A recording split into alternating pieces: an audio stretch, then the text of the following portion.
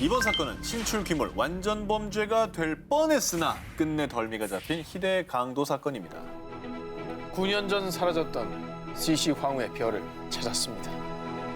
19세기 유럽 최고의 미인이자 오스트리아의 연인으로 불리는 엘리자베트, 일명 CC 황후. 그런 그녀가 애지중지한 보물 CC 황후의 별, 200만 달러, 한화로 약 22억 원의 가치가 있는 국보급 보물이었습니다. 1998년 CC 황후의 사망 100주년을 기념하는 날, 오스트리아 비엔나의 쉔브른 성에서 특별 전시된 CC 황후의 별. 무장 경관들의 엄격한 감시, 또 보안 시스템, 게다가 최첨단 도난 방지 센서까지 설치돼 있었는데요. 그런데 감쪽같이 훔쳐서 사라지고 맙니다. 경찰 수사팀이 총동원되어 범인 수색에 총력을 다했지만 그 어떤 단서도 찾지 못했습니다. 그야말로 완전 범죄 속으로 사라진 CC 황후의 별. 그런데 말입니다. 9년 뒤인 2007년 범인이 잡혔습니다. 범인의 정체는 천재 도둑이라 불리는 캐나다 출신의 제럴드 블랜처드. 근데 어떻게 훔쳤대요? 그가 저지른 완전 범죄급 강도 스킬을 밝혀드리면 영화 미션 임파서블 뺨치는 스펙터클 도난 사건입니다. 그는 우선 범행에 앞서 관광객으로 위장해 사전 답사를 합니다. 이때 무장경관들이 지붕은 감시하지 않는다는 것을 확인합니다. 와. 그리고 1998년 6월 제럴드는 난공불락의 성을 공략하기 위해 낙하산을 이용해 잠입. 아주 조심히 또 천천히 보석에 접근했습니다. 그 다음은 천재 도둑의 기질이 빛을 발하는 순간 그 어떤 보안 시스템도 소용없다. 보안 장치에 아주 해박한 지식을 갖고 있어서 그에겐 문제가 되지 않았지요.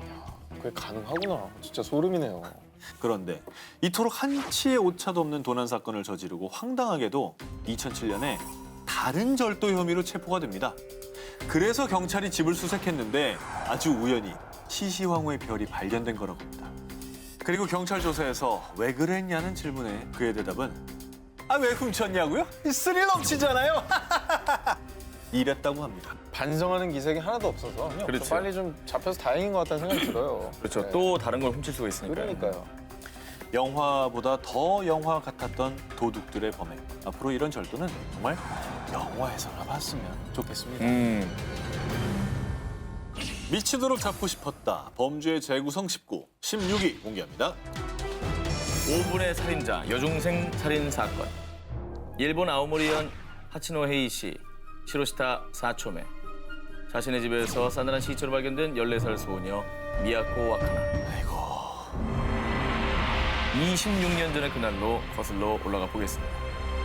1993년 10월 27일 오후 6시 23분 미야코의 어머니가 퇴근 후 집에 돌아왔는데요. 그런데 그녀의 코끝에 스친 비릿한 피비린내. 다급히 방 안으로 들어갔습니다. 그런데 딸 미야코가 하의는 벗겨지고 왼쪽 가슴은 피로 흥건한 채 누워 있었습니다. 세상에. 대체 미야코에게 누가 이런 잔혹한 짓을 저지른 걸까요? 사망하기 전 미야코는 5시 40분쯤 하교 후 친구들과 헤어진 뒤 집까지 걸어간 시간을 생각하면 6시쯤 도착했을 거라고 합니다. 그리고 6시 20분쯤에 미야코가 살려달라는 소리와 함께 곧바로 유리창 깨지는 소리가 들렸다고 합니다. 자, 이거는 범행 직후에 이웃 주민들이 했던 증언입니다. 그 소리가 들린 뒤, 그러니까 3분 뒤에 미야코의 어머니가 귀가했습니다. 어허. 자, 그렇게 치면 이때 범인은 불과 5분도 안 돼서 순식간에 사라져버린 겁니다. 아니 이제 유리창이 깨지고 신랑이 있던 상황인데 5분도 안 돼서 그렇게 다 모든 범행을 하고 사라질 수가 있는 거예요? 이해가 안 가죠? 네. 미스테리한 점은 한두 가지가 아닙니다. 당시 신고를 받고 출동한 아오모리 경찰들은 발자국과 지문 등 외부의 침입 흔적을 전혀 찾지 못했고요. 게다가 그 어린 소녀를 잔혹하게 죽인 뒤 마치 자신을 잡아보라는 듯 범인은 결정적인 단서를 남기고 갔습니다. 바로 담배꽁초. 미야코가 죽은 방 옆방에서 범인이 피운 것으로 추정되는 담배꽁초 2개가 발견이 됐습니다. 설마 다른 가족이 피운 건 아니죠? 엄마요? 뭐 엄마라든지 뭐 오빠라든지 뭐 아빠라든지 그러니까 뭐. 침입의 흔적이 없는 걸로 볼 때 내부의 소행으로 볼 수도 있다. 뭐 이렇게 생각할 수도 있는 거 아니겠어요? 조사 결과 미야코 가족은 모두 담배를 피우지 않는 것으로 확인. 이후 아오모리 경찰은 담배꽁초로 DNA 검사는 물론 무려 수사팀 12만 명을 동원해서 용의자로 추정되는 약 600여 명의 DNA를 일일이 대조해 봤는데 하지만 끝내 용의자 특정에는 실패하고 말았습니다. 일각에서는 엄마의 내연남의 짓이다 라는 추정도 있었지만요. 물증은 나오지 않은 채 2008년 10월 27일 공소시효를 넘기며 영원히 미제 사건으로 남게 됐다고 합니다. 아, 안타깝다. 미치도록 잡고 싶었다. 범죄 재구성 19, 15일을 공개합니다. 히로시마 일가족 증발 사건. 2001년 일본 히로시마현의 작은 마을 세라초에 사는 한 가족이 있었습니다. 건축회사에 다니는 남편 야마가미 마사히로와 아내 준코, 그리고 어머니 사에구사와 반려견 레오, 그리고 분가한 외동딸 치에는 그 어떤 불화도 없던 평범한 가족이었습니다. 2001년 6월 4일 아내 준코 씨는 회사 동료들과 중국 다롄으로 여행을 떠나기로 했습니다. 그런데 그녀가 약속 시간이 지나도 나타나지 않자 친구들은 그녀의 집을 찾아갔습니다. 그런데 인기척조차 없자 급 불길함이 들어 경찰에 신고를 했습니다. 그런데 가족들과 반려견 레오조차 집에 없었고요. 집안은 방금 막 사람이 나간 듯한 흔적으로 가득. 거실 불은 켜진 채 식사도 차려져 있었고 그 어떤 외부의 침입 흔적도 없었습니다. 휴대폰과 귀중품도 그대로였습니다. 뭐죠, 이게? 저런 상황이면은 약간 납치. 누군가에 대해서 끌려간 게 아닌가. 납치를 뭐 한두 명을 납치하는 사건이 있어도 이렇게 온 가족을 다 납치하는 건 뭔가 이상하죠. 뭐 가족에 대한 원한 뭐 이런 게 아닐까요? 당시 히로시마 경찰은 헬리콥터까지 동원해서 대대적인 수색에 나섰지만 별다른 성과는 없었습니다. 그런데 2002년 9월 7일 호수에 차가 전복된 것 같아요. 야마가미 일가의 집에서 약 18km 떨어진 교마루 댐에 가뭄으로 저수지가 바닥을 드러내자 그 속에 있던 자동차가 모습을 나타낸 겁니다. 그 차량은 실종된 야마가미 가족의 차량. 그곳에서 가족의 시신과 반려견 레오까지 나란히 발견. 발견 당시 가족 모두는 슬리퍼에 잠옷 차림이었고 안전벨트까지 하고 있었다고 합니다. 이게 뭐죠? 부검 결과 시신에선 수면제 등 약물이 검출되지 않았고요. 외상 등 타살의 흔적도 없어 결국 히로시마 일가족 실종 사건은 집단 자살로 수사가 종결됐습니다. 와, 이게 말이 되나? 그리고 만약에 자살을 계획하고 있었다면 아내 준코는 중국 여행을 갈 준비를 했을까요? 게다가 딸 치에는 약혼자와 결혼을 앞둔 상황이었다고 합니다. 무려 18년이 지난 지금까지도 다양한 억측이 난무하는 히로시마 일가족 실종, 아니 자살 사건. 과연 진실은 무엇일까요? 미치도록 잡고 싶었다. 범죄 재구성 19, 14위로 갑니다. 미국 캘리포니아에서도 가장 경관이 아름답다는 산타모니카 산맥에 위치한 말리부 크릭 주립공원. 그중에서도 광활한 자연과 함께하는 공원 내 캠핑장은 가족들과 연인들의 핫플레이스인데요. 그런데 이 말리부 크릭 주립공원에 또 다른 이름이 있었으니 바로 죽음의 총성이 울리는 곳. 아니 왜 그런 이름이 붙었죠? 소리가 막 들리나? 이 핏빛이 드리운 사연은 2016년으로 거슬러 올라갑니다. 말리부 크릭 주립공원의 남쪽 산책로 해먹에서 자고 있던 제임스 로저 씨. 큰 소리가 나고 갑자기 팔이 뜨거워졌어요.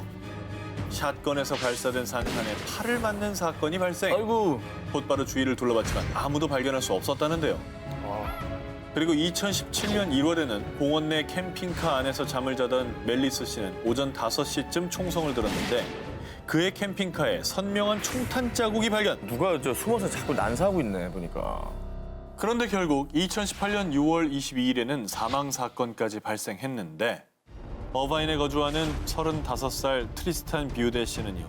2살, 4살짜리 두 딸과 함께 공원 내 칼라바사스 캠핑장에 머물렀는데 두 딸은 무사했지만 아빠 트리스탄은 싸늘한 시체로 발견. 아유 웬일이야. 경찰 조사 결과 밤사이 누군가 텐트 안에 들어가서 총을 쏜 뒤 달아난 것으로 추정했는데요. 아니 너무 잔인한데 이게 어떻게 보면 누군가 노리고 지금 죽인 거잖아요. 텐트 안에 들어가서 샀대잖아요.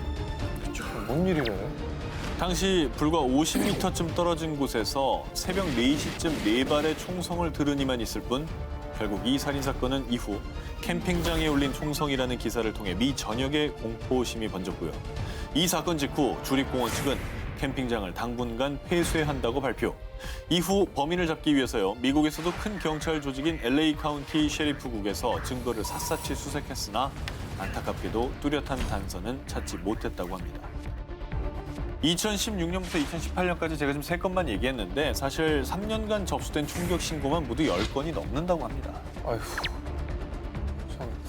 아니 그러니까 의아한 점이 한두 개가 아닌 게 대상도 특정이 안 됐어요. 일반인을 대상으로 한 묻지마 총격이잖아요. 그렇죠. 그리고 공원 캠핑장에 대체 어디서 총성 계속 들리는데 총을 쏜 거는 본 사람이 아무도 없고 이게 지금 너무 의문점이 생기는 거죠. 그러니까 저 캠핑족들이 어디 좀 없는지 뭐 모든 게 빠삭한 그런 사람이겠죠. 대체 범인은 왜 무고한 사람들을 위협하고 살인까지 저지르는 걸까요? 대체 그는 어디에서 사람들을 겨냥하고 있는 걸까요? 미치도록 잡고 싶었다. 범죄의 재구성 19, 13위 공개합니다.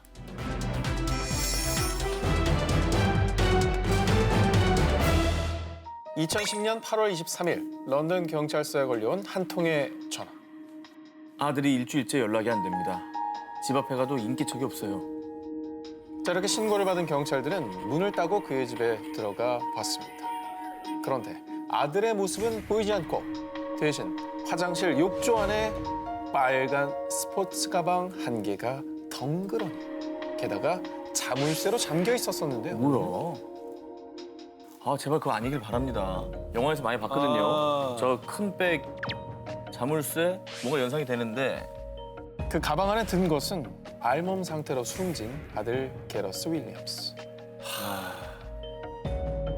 아니길 바랬지만 그 사건이 일어나 버린 거죠. 아니 누가 저런 짓을 했을까요?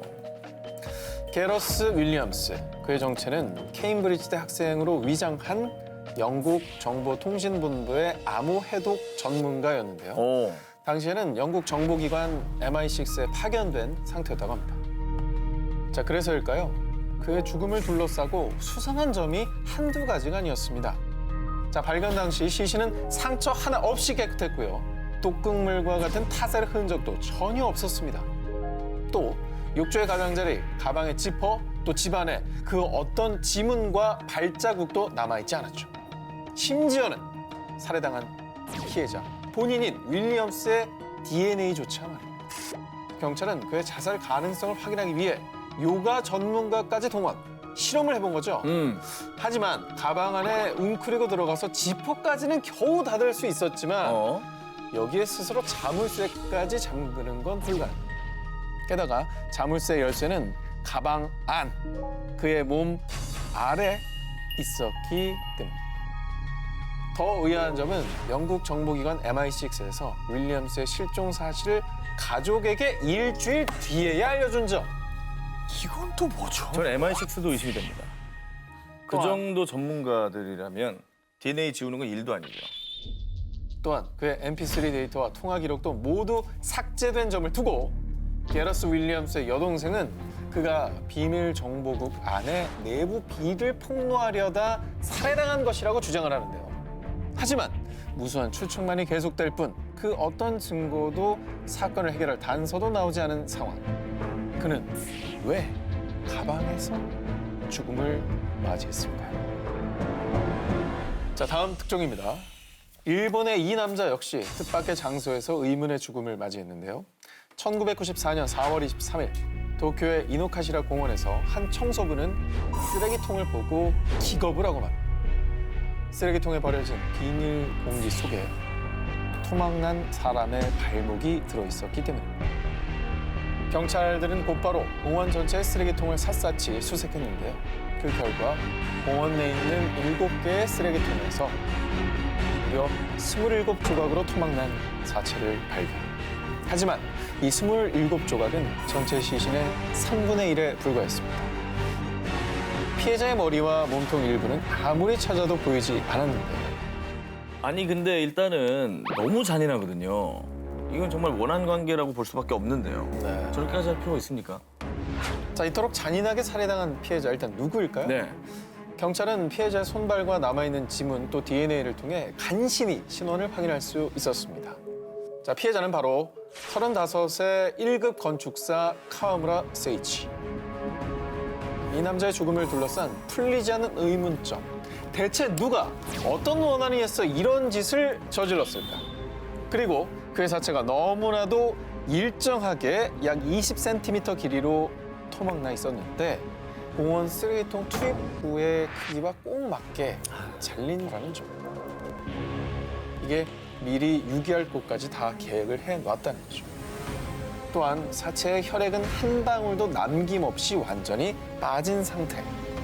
게다가 가장 미스터리한 건 매일 수많은 사람이 오가는 공원에서 어떻게 그 어떤 목격자도 없이 시신을 이렇게 여러 곳의 쓰레기통에 유기할 수 있었던 것일까?